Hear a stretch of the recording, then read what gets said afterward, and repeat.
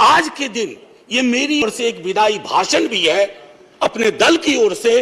इस इमारत को, जिस इमारत में हिंदुस्तान की तकदीर लिखी गई, अग्रेसिव बिहेवियर से आप चीजें हासिल नहीं कर सकते। देखता हूं हम जैसे लोग छोटी आलोचना भी करते हैं, छोटी मोटी आलोचना जो कभी व्यक्तिगत नहीं होती है। आप कहते हो कि पाकिस्तान चले जाओ, सरकार जरूर बनाइए, अगला चुनाव भी लड़ेंगे, खूब दिल से लड़ेंगे, इंडिया भी रहेगा, भारत भी रहेगा, कोई में से एक चॉइस नहीं है कि सेंगोल के बगल में एक बड़ी आकृति में इनकी तस्वीरें वहां लगाई जाएं। शुक्रिया मैडम, मेरी शुभकामनाएं स्वीकार करें। मैं यहां से बोल रहा हूं, इधर मैं यहां से बोल रहा हूं।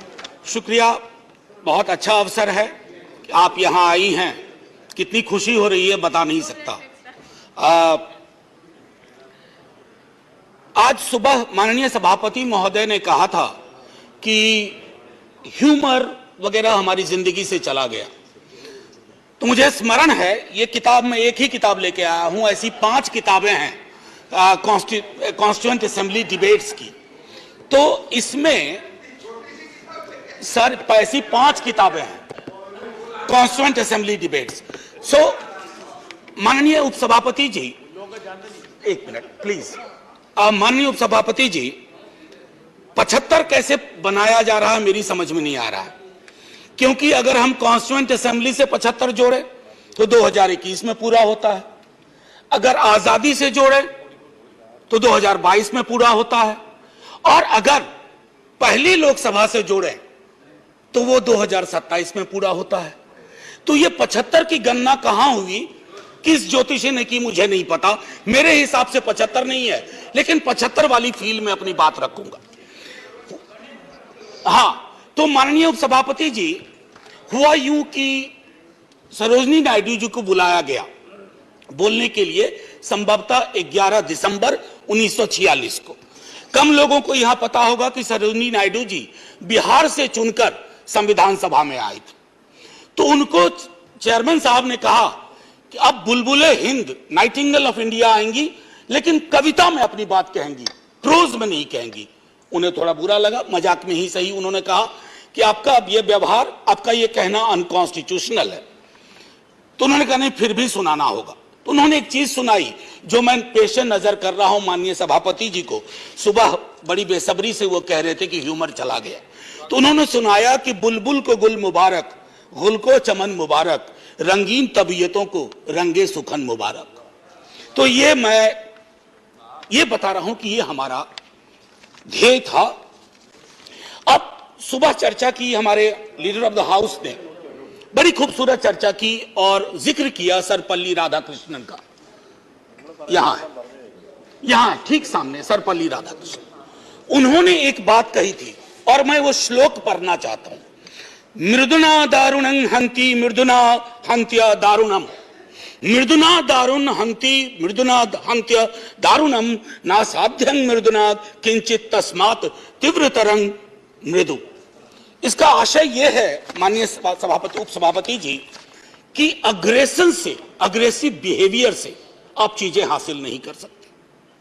इस देश में मेरे विद्वान साथियों ने उधर से उपलब्धियां गिनाई, हमारे कुछ विद्वान साथियों ने यहां से कमियां गिनाई। मैं दोनों के बीच में चुनौतियां गिनाना चाहता हूं। चुनौतियों की वजह से आज हम यहां हैं, और सिर्फ हम ही नहीं हैं, 140 करोड़ लोगों का यह भवन है, चाहे नया वाला हो या पुराना वाला हो। तो आज के दिन ये मेरी ओर से एक विदाई भाषण भी है, अपने दल की ओर से। इस इमारत को, जिस इमारत में हिंदुस्तान की तकदीर लिखी गई संविधान सभा के माध्यम से, और वो तकदीर लिखने वाले संकीर्ण दायरों में नहीं सोचते थे। मैं उस पर आऊंगा थोड़ा 2 मिनट के बाद। माननीय सभापति जी,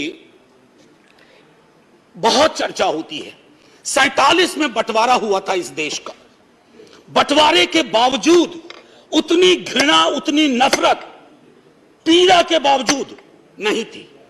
अभी हाल में एक रोमिला जी की किताब आई, वो कहती है बड़ी खूबसूरती से, have we moved from integrated nationalism to segregated nationalism. क्या हम एकीकृत राष्ट्रवाद से एक विभाजित, विखंडित राष्ट्रवाद की ओर बढ़ रहे हैं? क्योंकि यह इमारत इसकी बुनियाद मेलजोल पे है। इसकी बुनियाद में बंटवारे के बावजूद बंटवारा नहीं हुआ।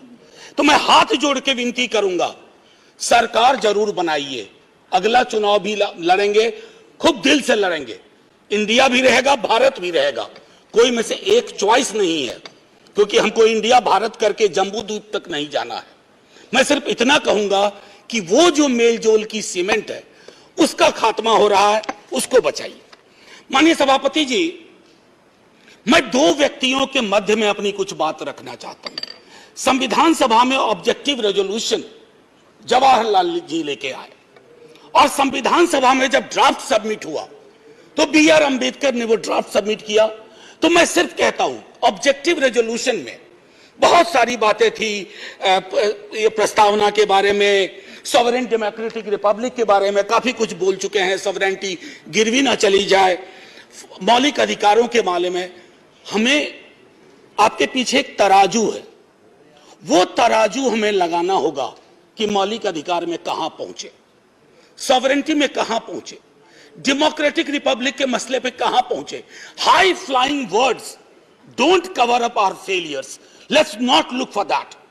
और एक मसला आया, उन्होंने एक जिक्र किया ओथ ऑफ टेनिस कोर्ट। माननीय सभापति जी, फ्रेंच रेवोल्यूशन के बाद जब बड़ी शिद्दत से लोग काम में लग गए अधिकारों पर बात करने के लिए, तो राजा को शुरू में परेशानी नहीं हुई, लेकिन राजा को लगा कि कुछ ऐसा कर रहे हैं जिससे खुराफात की बू आ रही है। उसने क्या किया, दरवाजे बंद करवा दिए। जिस हॉल में वो लोग बैठते थे वो चले गए दूसरे दरवाजे रूम में, उसको भी बंद करवा दिया। तो वो चले गए टेनिस कोर्ट में, सारी कार्रवाई पूरी की, उसको कहा oath of tennis court. Oath of tennis court का जिक्र जवाहरलाल जी ने इसलिए किया था कि हमारे अंदर वो जज्बा हो, इमारत बनाने बिगाड़ने से इबारतें नहीं बदलनी चाहिए। हमारा जज्बा वही होना चाहिए जो ओथ ऑफ टेनिस कोर्ट में जवाहरलाल जी, हमारे फर्स्ट प्राइम मिनिस्टर, ने कहा। अब आते हैं कि बाबा साहब भीमराव अंबेडकर जी ने क्या कहा। माननीय सभापति जी, आप जिस इलाके से आती हैं, मैं जिस इलाके से आता हूं, वहां ये बातें बड़ी प्रबल है। आजादी का मूल्यांकन होगा तो इस आधार पर होगा कि राजनीतिक आजादी, सामाजिक आर्थिक आजादी में कितनी तब्दील हुई, अगर नहीं हुई तो क्यों नहीं हुई। उन्होंने कहा था कि एक दिन एक ज्वालामुखी बन जाएगा, और मैं उस ज्वालामुखी को बनते देख रहा हूं। वो इसलिए बनते देख रहा हूं कि जब मैं देखता हूं कि बिहार के जातिगत सर्वेक्षण पे देश के सॉलिसिटर जनरल कोर्ट में खड़े हो जाते हैं, तो मैं देखता हूं ब्लॉक करने की कोशिश हो रही है। यह एस्पिरेशनल वर्ग है, पिछड़ों की बड़ी आबादी, उसके एस्पिरेशन को आप सोशल डेमोक्रेसी के नजरिए से देखिए। जो बाबा साहब कह गए थे 31 में आखिरी हुई, उसके बाद पाकिस्तान बांग्लादेश बना। क्या इस देश को, यहां की सरकारों को, राज्यों की सरकार को वैज्ञानिक आंकड़े नहीं चाहिए? क्या आप आंकड़े आसमान से गिराएंगे? मैं समझता हूं आज के दिन यह भी हमें सुनिश्चित करना होगा कि हम इन आंकड़ों को लाएं, उसके आधार पर अपनी नीतियां तय करें। एक माननीय सभापति जी, अंबेडकर साहब दो और चीज कह के गए, प्रिवेंटिंग टिरनी ऑफ मेजॉरिटी। मैं बार बार इस सदन में कह चुका हूं कि मेजॉरिटी बेहद आवश्यक चीज है, मेजॉरिटी के बिना सरकार नहीं चलती है, लेकिन मेजॉरिटी और मेजॉरिटेरियनिज्म में फर्क है। यह फर्क अगर हमारी सरकार भूल जाती है तो बहुत बड़ी पीड़ा होती है। जब मेरे मित्र ने कहा, मैं अक्सर देखता हूं हम जैसे लोग छोटी आलोचना भी करते हैं, छोटी मोटी आलोचना जो कभी व्यक्तिगत नहीं होती है। आप कहते हो कि पाकिस्तान चले जाओ, अरे कभी देखा भी हो कितनी जगह है वहां का भूगोल क्या है, इतने लोग नहीं अट पाएंगे। मान लीजिए कि 65% लोगों ने आपको पिछली बार वोट नहीं किया, सबको पाकिस्तान भेज दोगे? ऐसी कोई व्यवस्था होती है? यहीं मेलजुल से रहना है, यहीं मिलकर रहना है। और ये सारी चीजें मैं नहीं कह रहा हूं, खुद अंबेडकर साहब कह के गए थे। मैडम, आपकी तरफ से मैं एक और चीज, एक दो छोटी चीज कह करके, इस देश की एक बड़ी आबादी, सभापति महोदया, मैं आपका सभापति महोदया अभी बिल मत 2 मिनट लूंगा, ज्यादा नहीं, आज पहली बार है, इतने नजरिए इनाज कर दीजिए। मैं सिर्फ इतना कहना चाहूंगा कि बेरोजगारी को लेकर के हमारा दृष्टिकोण साफ होना चाहिए। सरकार में आप हो, हम हो, बेरोजगारी हम सबकी पॉलिटिक्स खत्म कर देगा। राइट टू एम्प्लॉयमेंट के लिए हम क्या सोच रहे हैं? और इस देश की एक बड़ी आबादी से देशभक्ति का जो प्रमाण पत्र हम मांगते हैं ना मैडम, वो कहीं चलेगा नहीं। मैं आखिरी चीज कह करके एक सुनाना चाहता था। मैं इसलिए कहता हूं, वो एक घर में 5 सदस्य हैं, उसमें हर 5वां सदस्य उस आबादी का है।